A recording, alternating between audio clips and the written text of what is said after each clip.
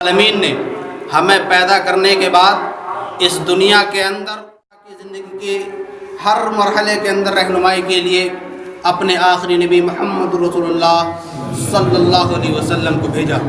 لاکھوں کروڑوں درود و سلام نازل ہوں تمام انبیاء کرام پر، خصوصاً انبیاء کرام کی آخری گھڑی جناب محمد رسول اللہ صلی اللہ علیہ وسلم پر۔ حضرات، یہ زندگی جس سے ہم اور آپ دو چار ہیں، یہ زندگی کوئی فری میں نہیں دی گئی، بلکہ اس زندگی کے بارے میں اللہ رب العالمین ہم سے سوال کرے گا۔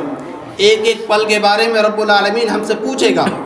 اس زندگی کو کسی نے بڑی اچھی مثال کے ساتھ سمجھایا کہ ایک آدمی جنگل میں سفر کر رہا، دور تک سفر کرتا چلا گیا، پیچھے سے ایک شیر اس کو نظر آیا اور وہ شیر اس کی طرف دوڑتا ہے۔ وہ آدمی چھپنے کی وجہ سے، اپنی جان بچانے کی وجہ سے ایک کنویں میں کود جاتا ہے۔ اس کنویں کے اندر جو رسی پڑی ہوئی ہے، اس رسی کو پکڑ کر کے لٹک جاتا ہے۔ نیچے دیکھتا ہے تو ایک کالا اژدہا بیٹھا ہوا، اوپر دیکھتا ہے تو شیر کھڑا ہوا ہے۔ لیکن اس رسی کو لٹکنے کے بعد میں اس کو سامنے شہد کا چھتا نظر آتا ہے۔ وہ شہد کو چاٹنے میں لگ جاتا ہے۔ اس کو فکر نہیں ہوتی کہ میرے اوپر ایک شیر بیٹھا کھڑا ہوا ہے، میرے نیچے ایک اژدہا پڑا ہوا ہے۔ اتنے میں دو چوہے آتے ہیں، ایک سفید ایک کالے رنگ کا، اور دونوں چوہے آ کر کے رسی کو کاٹنا شروع کر دیتے ہیں۔ یہ ایک بہترین مثال ہے زندگی کی۔ وہ کنواں جس کے اندر وہ لٹکا ہوا ہے، وہ رسی جس کو پکڑ کر کے لٹکا ہوا ہے، وہ رسی اس کی زندگی ہے۔ وہ شیر جو اس کے اوپر پڑا ہوا ہے، جو اس کے پیچھے لگا ہوا ہے، کان برابر اس کی طرف دیکھ رہا ہے، وہ اس کی موت ہے۔ وہ سانپ جو اس کے نیچے کالے کوٹھی کی شکل میں کالا سانپ اس کے نیچے ہے، وہ قبر ہے جس میں یقیناً ہم سب کو جانا ہے۔ اور وہ دو چوہے جس کی طرف جو ہمیشہ اس کی رسی کو کاٹتے چلے جا رہے ہیں، وہ یہ دن اور رات ہے۔ یہ کالے اور سفید چوہے دن اور رات ہیں جو برابر اس کی زندگی کی رسی کو کاٹتے چلے جاتے ہیں۔ اور وہ شہد کا چھتا جس کو وہ چاٹنے میں مگن ہو جاتا ہے، اس کو خوف نہیں ہوتا کہ یہ سفید اور کالے چوہے اس رسی کو کاٹ دیں گے تو مجھے کہیں اور بھی جانا ہے۔ یہ زندگی کی رنگ رنگینیاں ہیں، یہ زندگی کی مستیاں ہیں جن کو دیکھ کر کے انسان پوری طریقے سے زندگی میں اور رنگ رنگینیوں میں مگن ہے۔ لہٰذا ضرورت ہے اس بات کی کہ ہم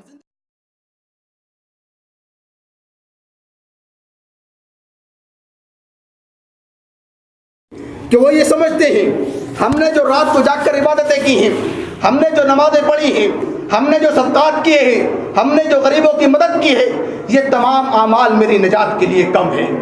دوسری طرح کے وہ لوگ ہوتے ہیں جو اللہ سے ڈرتے ضرور ہیں لیکن انہیں موت سے گھبراہٹ ہوتی ہے، تو صرف اس وجہ سے کہ میرے مرنے کے بعد میں، میرے جانے کے بعد میں میرے گھر والوں کا کیا ہوگا، میرے تمام اعزاء اقربا کا کیا ہوگا۔ اور تیسری طرح کے وہ لوگ ہوتے ہیں جنہیں زندگی میں کبھی موت یاد نہیں آتی۔ یہ تیسری طرح کے لوگ اس زمین کے اوپر بوجھ ہیں، شراپ ہیں، اس زمین پر سب سے زیادہ بدترین لوگ ہیں۔ آج فجر کی نمازوں کو اپنے بستروں پر پڑے ہوئے کسی طریقے سے ہم ختم کرنے کے بعد اگر یہ سمجھیں کہ ہم اپنی زندگی کو پا لیا تو آپ نے زندگی کے وہ لمحہ کھو دیا جس کی شاید آپ نے تمنا بھی نہیں کی تھی۔ اللہ رب العالمین سے ہم دعا کرتے ہیں رب العالمین ہمیں 5 وقتہ نماز پڑھنے کی توفیق عطا فرما۔ اللہ رب العالمین یہ تین طرح کے لوگوں کو ذکر کرنے کے بعد علامہ ابن قیم رحمۃ اللہ علیہ اپنی کتاب کے اندر قرآن مجید کی آیت کریمہ کو ذکر کرتے ہیں۔ فرمایا اللہ کے نبی صلی اللہ علیہ وسلم کی اس حدیث کو ذکر کرتے ہیں، فرماتے ہیں اکثر ذکر حادم اللذات الموت، موت کو ان تمام لذتوں کو ختم کر دینے والی موت کو زیادہ سے زیادہ یاد کیا کروں، اس لیے کہ جو اس کو تنگی میں یاد کرتا ہے رب العالمین اس کو وسعت عطا کرتا ہے، اس کے رزق کے اندر کشادگی عطا کرتا ہے، اس کی زندگی کے اندر اللہ رب العالمین وسعت عطا کر دیتا ہے، اس کی زندگی کے اندر رب العالمین برکت نازل کرتا ہے۔ جب ہم نے یہ سامع معلوم ہے، ہمارا یہ عقیدہ ہے، ہمارا یہ وشواس ہے کہ موت یقیناً آنی ہے، مرنا ہر ایک کو ہے، پھر ہم نے کس چیز کی، ہم نے موت کی کیا تیاری کی، ہم نے مرنے کے لیے کیا تیار کیا، ہمارے پاس کیا ہے جو مرنے کے بعد ہمیں کسی طریقے سے فائدہ دے سکتا ہے۔ حضرات، چند چیزیں آپ کے سامنے رکھنے کے بعد اپنی بات کو ختم کروں گا۔ سب سے پہلی چیز جو ہمیں تیار کرنی ہے، جو ہماری زندگی کے اندر مرنے کے بعد سب سے زیادہ کام آنے والی ہے، بخاری شریف کی روایت ہے، اللہ کے نبی صلی اللہ علیہ وسلم نے ارشاد فرمایا اذا مات الانسان انقطع عنه عمله، جب انسان مر جاتا ہے تو اس کے اعمال کا سلسلہ ختم ہو جاتا ہے۔ مرنے کے بعد اس کے اندر یہ طاقت نہیں ہے کہ وہ اپنے اعضاء سے کچھ کام کروا سکے، وہ اس کے اندر یہ طاقت نہیں ہے کہ وہ اپنے اعضاء سے کچھ کام کر سکتا ہو، نہ ہی اس کے اندر یہ طاقت ہے کہ وہ کسی دوسرے سے کسی کام کرنے کو کہہ سکتا ہو۔ لیکن اگر اس نے مرنے کے بعد، اس نے مرنے سے پہلے اپنی زندگی کے اندر کچھ سماج سیوا کی ہے، لوگوں کی بھلائی کے لیے کوئی کام کیا ہے، تو وہ اس کو ضرور فائدہ پہنچائے گا۔ صدقۃ جاریۃ، کسی نے ہینڈ پمپ لگوا دیا، کسی نے سڑک بنوا لی، جب تک وہ استعمال ہوتی رہیں گی تب تک اللہ رب العالمین اس کو فائدہ پہنچاتا رہے گا۔ او علم ينتفع به، وہ علم جس سے لوگوں کو فائدہ ہوا ہو، کسی نے قرآن کو سیکھا، رب کی توحید کو سیکھا، عقیدہ ایمان کو سیکھا، اور توحید کو سیکھنے کے بعد لوگوں کو سکھا دیا، جب تک لوگ شرک سے بچتے رہیں گے، اس پر عمل کرتے رہیں گے، قرآن کو پڑھتے رہیں گے، قرآن کے قاری پڑھانے کے بعد اس کے شاگرد جب تک قرآن کی تلاوت کرتے رہیں گے، اللہ رب العالمین اس کو تمام لوگوں کو ملا کر کے ثواب دیتا رہے گا۔ اور ایک چیز جو سب سے زیادہ اہم اور سب سے زیادہ خطرناک، اور شاید کہ مجھے یہ کہنے میں کوئی گلا نہیں ہے، آج ہم سے سب سے زیادہ غافل ہیں، اللہ کے نبی صلی اللہ علیہ وسلم نے ارشاد فرمایا او ولد صالح يدعو له، ہم اب اپنی اولاد کی تربیت کے سلسلے میں سب سے زیادہ کوتاہ نظر آتے ہیں۔ آج کا ماحول دیکھ کر کے یہ محسوس ہوتا ہے شاید کہ آنے والے 50 سال اس بات کی گواہی دیتے ہیں شاید کہ ہندوستان کی سرزمین پر پھر سے اولڈ ہاؤس کھول دیے جائیں۔ وجہ کیا ہے؟ ہم نے اولاد کی تربیت نہیں کی، اچھے طریقے سے ہم نے اولاد کو سنوارا نہیں۔ ایک آدمی اپنے بچوں کو مخاطب کرتے ہوئے بڑے اچھے انداز میں سمجھاتا ہے، کہتا ہے میرے بچوں میں نے تمہارے اوپر 2 احسان کیے۔ بچے سوال کرتے ہیں ابو جان آپ نے پیدا ہونے کے بعد میں ہماری پرورش کی، اچھے طریقے سے ہماری شادی کرائی، ایک احسان تو آپ کا نظر آتا ہے، دوسرا احسان کیا ہے؟ باپ جواب دیتا ہے بیٹو میں نے تمہارے اوپر 2 احسان کیے تھے، پہلا احسان یہ تھا کہ میں نے تمہارے لیے ایک نیک بیوی کا، تمہارے لیے نیک ماں کا انتخاب کیا تھا، اور دوسرا احسان یہ ہے کہ میں نے تمہیں پیدا ہونے کے بعد میں تمہاری اچھی طریقے سے تربیت کی ہے۔ آج ماحول کو دیکھتے ہوئے آنکھوں نے یہ منظر بھی دیکھے ہیں کہ جوان بیٹا جس کو سب سے زیادہ ماں باپ کی ضرورت ہوتی ہے، جس کو شادی بیاہ کے لیے ہر طریقے سے ماں و مشورے کے لیے، کام علاج کے لیے اپنی ماں کی ضرورت ہوتی ہے، وہ ماں جس نے 9 مہینے اپنے پیٹ کے اندر رکھنے کے بعد ہر طرح کی تکلیفوں کو برداشت کیا تھا۔ ٹھنڈی کے موسم میں تم پیشاب کرتے تھے اور پیشاب کرنے کے بعد میں تمہیں وہ گیلے پانی کے اندر نہیں سلاتی تھی، بلکہ وہ ماں ایسی تھی خود گیلے پانی میں تمہارے پیشاب میں سو کر کے تمہیں سوکھے میں سلاتی تھی۔ کبھی تمہیں تکلیف ہوتی تھی، تمہیں پریشانی ہوتی تھی، تو پریشانی ہونے کے نتیجے میں وہ ماں تمہیں سلاتی نہیں تھی، اپنے کندھے سے لگا کر کے پوری رات ٹہلتی رہتی تھی۔ وہ ماں جو پوری رات جاگ کر کے گزارا کرتی تھی، اس ماں کو یہ کہتے ہوئے بوڑھا ایک جوان بیٹا نظر آئے کہ بڑھیا کو ہمیشہ بک بک کرتے ہوئے نظر آتا ہے، یہ افسوس کا مقام نہیں تو اور کیا ہے۔ وہ باپ جو صبح 8 بجے 7 بجے اپنے گھر سے ناشتہ کر کے نکلتا ہے، پورے دن تمہاری صورت کو نہیں دیکھتا، پورے دن سے کھڑے ہو کر کے ایک جگہ پر مزدوری کرتا ہے، اپنے کندھے پر بوریاں لاد کر کے اینٹیں دھو کر کے تمام طرح کی محنتیں کرنے کے بعد اپنے جسم کو توڑتا ہے، اور توڑنے کے بعد میں جب اس کا جسم ٹوٹ چکا ہوتا ہے رات کو واپس آتا ہے، اس کی ایک خواہش ہوتی ہے کہ میری نظر ایک میرے بچے پہ پڑ جائے۔ ایک بچے کو سوتا ہوا پاتا ہے اور سو کر کے دیکھتا ہے، اپنے بچے کو دیکھتے ہی اس کی تمام تھکن دور ہو جاتی ہے۔ وہ باپ جو تمام تمہاری بہتر زندگی کے لیے محنتیں کرتا ہے، اس باپ کے لیے، وہ باپ جو تمہاری بہتر زندگی کو بنانے کے لیے حلال روزی کماتا ہے، پوری زندگی تمہارے لیے کماتا ہے، تمام طریقے سے اپنی ہڈیوں کو توڑتا ہے، اس باپ کو یہ عزت بھی نصیب نہ ہوئی کہ تم سے ایک طریقے کا احسان نصیب ہو جاتا۔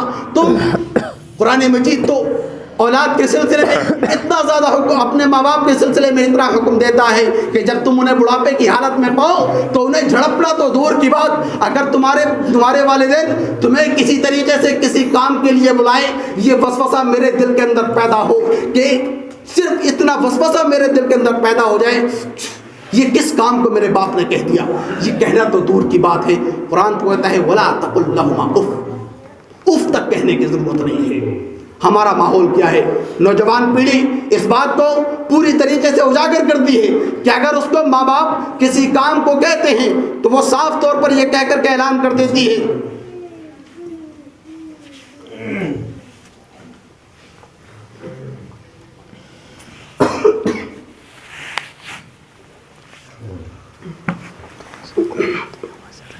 اگر بوڑھا باپ ہم سے کسی طرح کی رات کے موسم میں، دن کی دوپہری میں، صبح کے وقت میں کسی کام کو کہتا ہے تو ہماری زبان پر لوگوں کو یہ شکوہ کرتے ہوئے دیکھا ہے، اپنی کانوں سے سنا ہے لوگوں کو یہ شکوہ کرتے ہوئے کہ بڈھا پوری رات گھر میں پڑے ہوئے کھل کھل کرتا رہتا ہے۔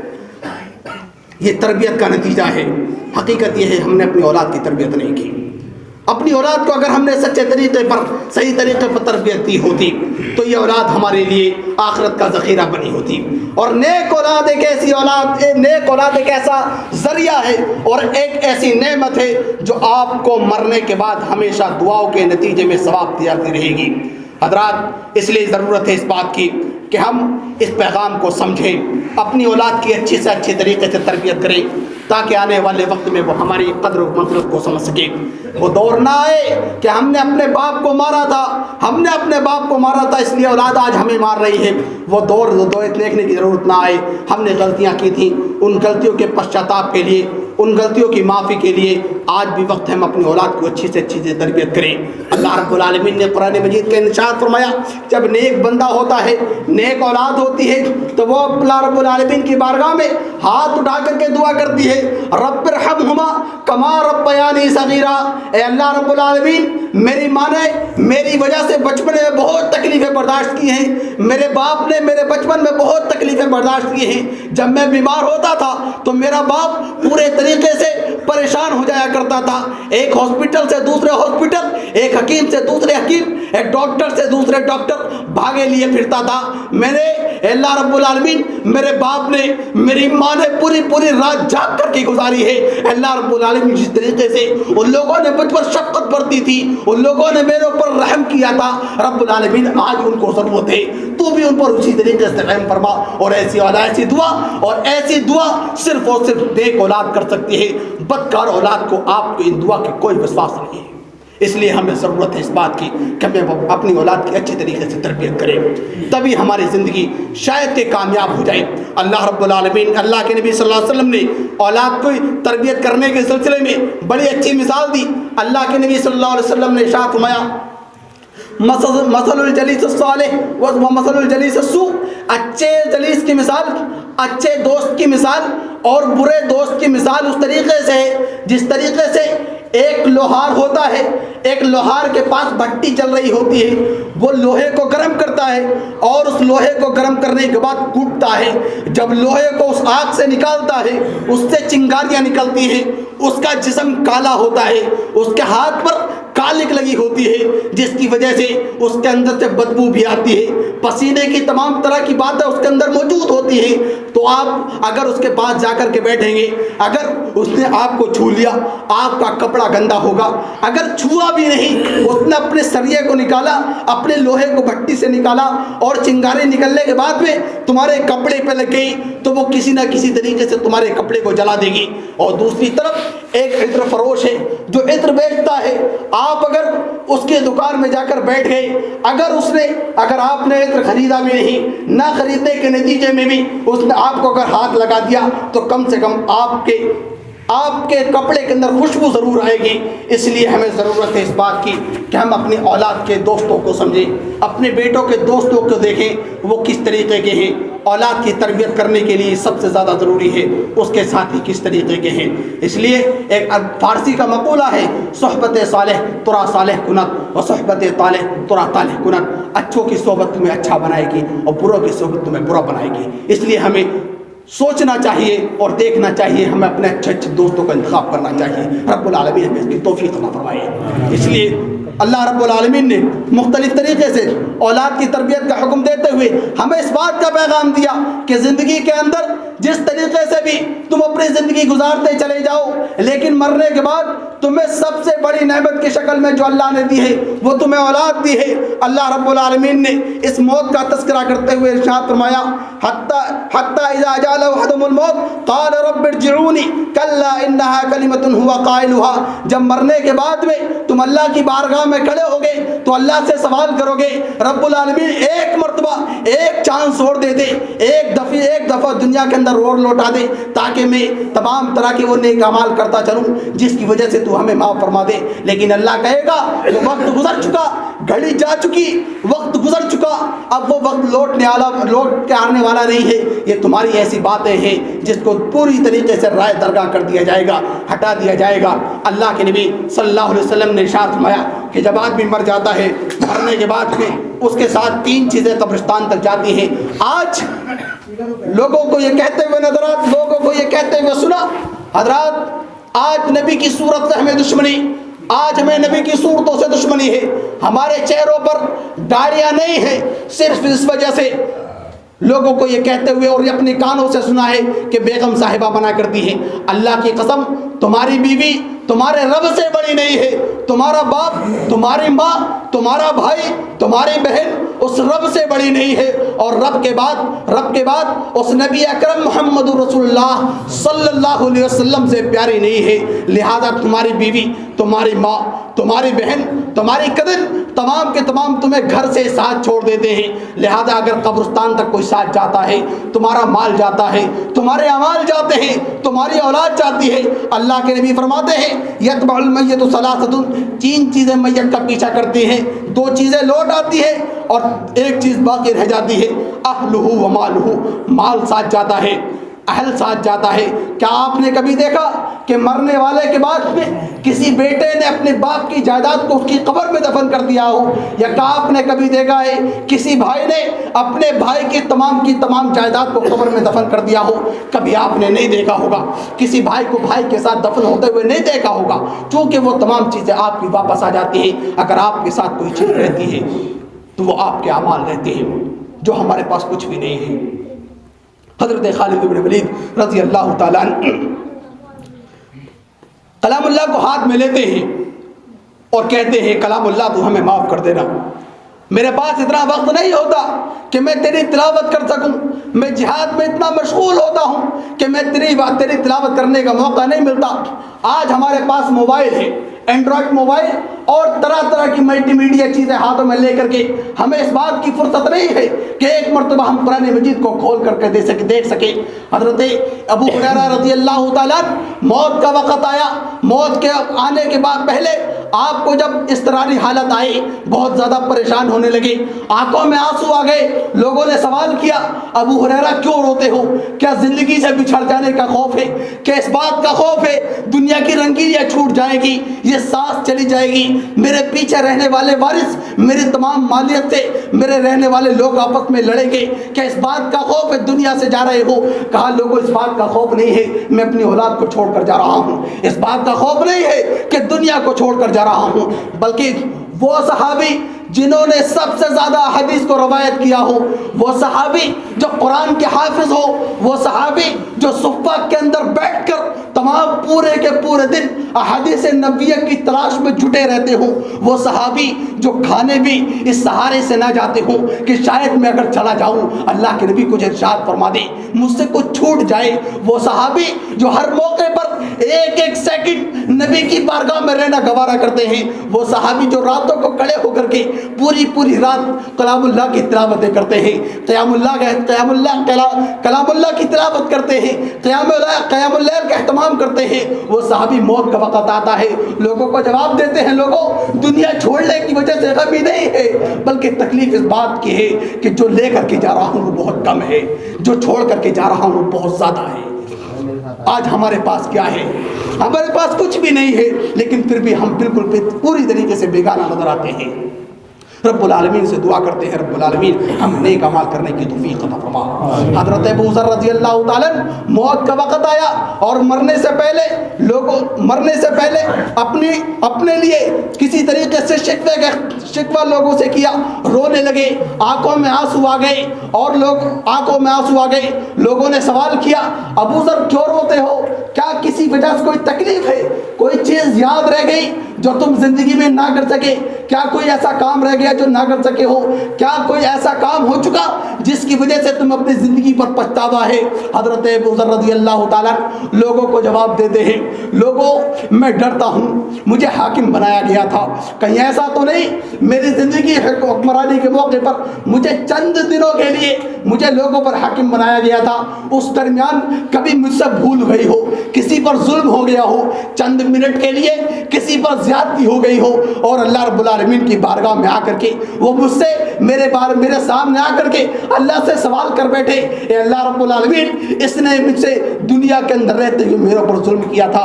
اللہ کے نبی صلی اللہ علیہ وسلم اپنی موت سے پہلے چند دن پہلے 2 دن پہلے بدھ کے دن 2 دن پہلے اللہ کے نبی صلی اللہ علیہ وسلم سنیچر کے دن ممبر پر تشریف لائے، اور تشریف لانے کے بعد لوگوں سے خطاب فرمایا، اور خطاب فرماتے ہوئے آپ صلی اللہ علیہ وسلم نے اپنی پیٹھ کو لوگوں کے سامنے کر دیا، لوگوں سنو، اگر زندگی کے اندر رہتے ہوئے میں نے کسی پر ظلم کیا ہو، اگر میں نے کسی کو